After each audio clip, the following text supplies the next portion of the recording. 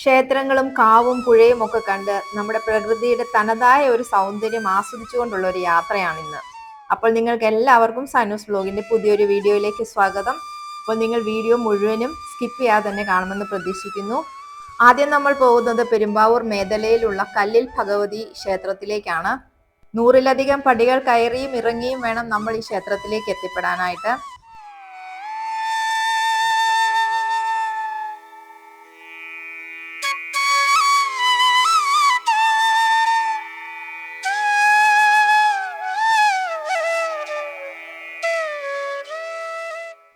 ഈ ഒരു വലിയ കല്ലിന്റെ ഉള്ളിലായിട്ടാണ് ദേവീ പ്രതിഷ്ഠയുള്ളത്. അതുകൊണ്ട് തന്നെ ഇതിനെ കല്ലിൽ ഗുഹാക്ഷേത്രം എന്നും അറിയപ്പെടുന്നുണ്ട്. നമ്മൾ ഇവിടെ വന്നിട്ട് പ്രദക്ഷിണമൊക്കെ ചെയ്യുമ്പോൾ ഈ കല്ലിനെ മൊത്തമായിട്ടും ചുറ്റിയിട്ട് വേണം നമ്മൾ പ്രദക്ഷിണം ചെയ്യാനായിട്ട്. ഈ ക്ഷേത്രത്തിന് 5000-ലധികം വർഷം പഴക്കമുണ്ടെന്നാണ് പറയപ്പെടുന്നത്.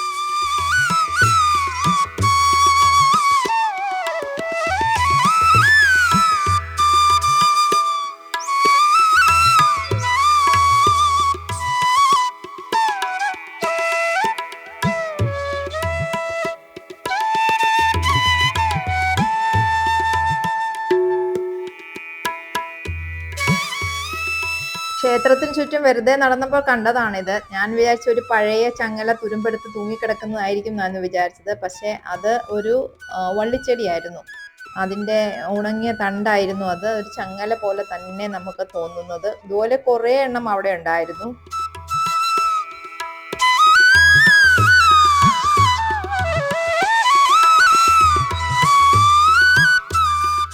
ഇപ്പൊ നമ്മൾ വന്നിരിക്കുന്നത് പെരുമ്പാവൂരിനടുത്ത് തന്നെയുള്ള ഇരിങ്ങോൾ കാവിലാണ്. പരശുരാമൻ നിർമ്മിച്ചതെന്ന് വിശ്വസിക്കപ്പെടുന്ന കേരളത്തിലെ 108 ദുർഗാക്ഷേത്രങ്ങളിൽ ഒന്നാണിത്. ഇവിടെ ദേവി രാവിലെ സരസ്വതിയായും ഉച്ചയ്ക്ക് വനദുർഗയായും രാത്രിയിൽ ഭദ്രകാളി രൂപത്തിലും ഇവിടെ കാണപ്പെടുന്നു എന്നാണ് ഐതിഹ്യം. കാവിന് ചുറ്റും വലിയ വലിയ മരങ്ങളാൽ ചുറ്റപ്പെട്ടിട്ടുള്ള ഒരു ചെറു വനം തന്നെയുണ്ട്. അതിനകത്ത് ശരിക്കും പറഞ്ഞാൽ നമ്മൾ പോയി കഴിയുമ്പോൾ നല്ലൊരു തണുത്ത ഒരു അന്തരീക്ഷമാണ്. പക്ഷെ കുറച്ച് ചെറിയ ചെറിയ ജീവികളൊക്കെ ഇവിടെയുണ്ട്. ഈ മരങ്ങളിലൊക്കെ ദൈവാംശം ഉള്ളതായിട്ട് വിശ്വസിക്കപ്പെടുന്നത് കൊണ്ട് ഇവിടുത്തെ മരങ്ങളൊന്നും മുറിക്കാറില്ല. അവിടെ ഒടിഞ്ഞു വീണ് കിടക്കുന്ന മരത്തടികൾ പോലും ഒരാവശ്യങ്ങൾക്കും ഒന്നും എടുക്കാറുമില്ല.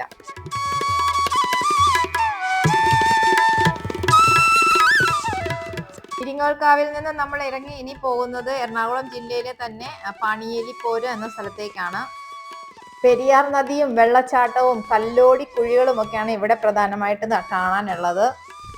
ഇതൊരു വനമേഖല ആയതുകൊണ്ട് തന്നെ ആനയൊക്കെ ഇറങ്ങാൻ ചാൻസ് ഉണ്ടെന്നുള്ള ബോർഡ് ഉണ്ടായിരുന്നു. ഇതിന്റെ എൻട്രൻസിൽ വണ്ടി നിർത്തിയിട്ട് അവിടെ പാർക്കിംഗ് ഏരിയ ഒക്കെ ഉണ്ട്. അവിടെ വണ്ടി നിർത്തിയിട്ട് നമ്മൾ ഉള്ളിലേക്ക് ടിക്കറ്റ് എടുത്തിട്ട് വേണം കയറി പോകാൻ വേണ്ടിയിട്ട്. പുഴയുടെ അരികിലേക്ക് എത്താനായിട്ട് നമ്മൾ ഈ കാട്ടിലൂടെ കുറേ ദൂരം നടക്കാനായിട്ടുണ്ട്. അപ്പോൾ ഇവിടുത്തെ സൗണ്ട് കേട്ടോ, ശരിക്കും ഒരുപാട് ചീവീടുകൾ ഒന്നിച്ചിരുന്ന് ഇങ്ങനെ കീ വെക്കുന്നത് കാരണം ഭയങ്കരമായിട്ടുള്ള ഒരു സൗണ്ടാണ് ഇവിടെ.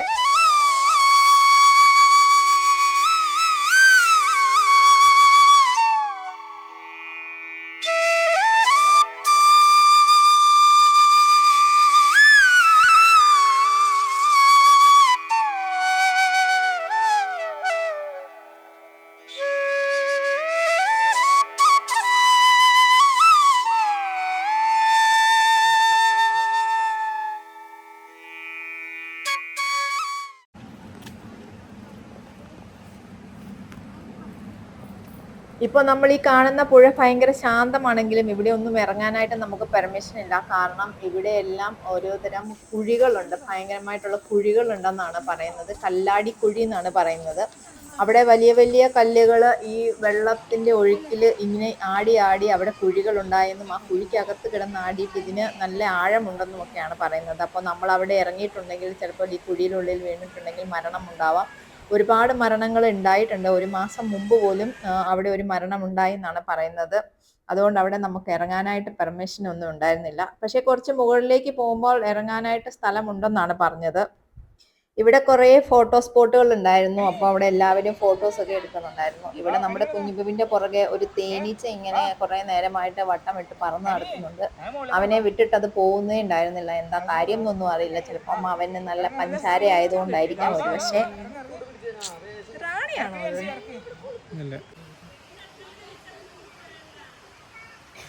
നീ ഓർക്കുന്നുണ്ടോ ഈ സാധനം എവിടെയെങ്കിലും?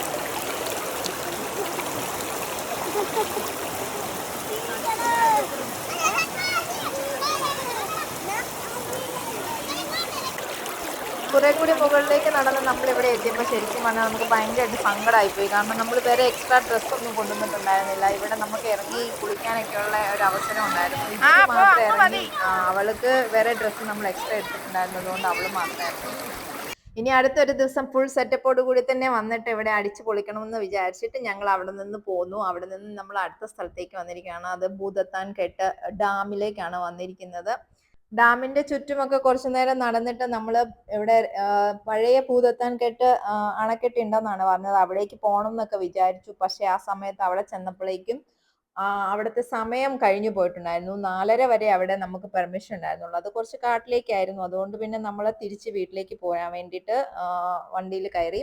ഓൺ ദ വേയിൽ നമ്മൾ ഒരു ഓൾഡ് സ്കൂൾ ടീ കണ്ടിരുന്നു. അപ്പോൾ നമ്മൾ അവിടെ കയറി കോഫിയൊക്കെ കുടിച്ചിട്ടാണ് പിന്നെ നമ്മൾ തിരിച്ചു പോയത്. ഇവിടെ നല്ലൊരു വൈബ് ഉണ്ടായിരുന്നു. അപ്പോൾ നിങ്ങൾക്ക് ഈ വീഡിയോ ഇഷ്ടപ്പെട്ടിട്ടുണ്ടെങ്കിൽ നിങ്ങൾ ലൈക്ക് ചെയ്യാനും കമന്റ് ചെയ്യാനും മറക്കരുത്. സബ്സ്ക്രൈബ് ചെയ്യാത്തവരുണ്ടെങ്കിൽ ഒന്ന് സബ്സ്ക്രൈബ് ചെയ്ത് സപ്പോർട്ട് ചെയ്യണേ പ്ലീസ്. അപ്പോൾ എല്ലാവരോടും താങ്ക് യു ഫോർ വാച്ചിങ്.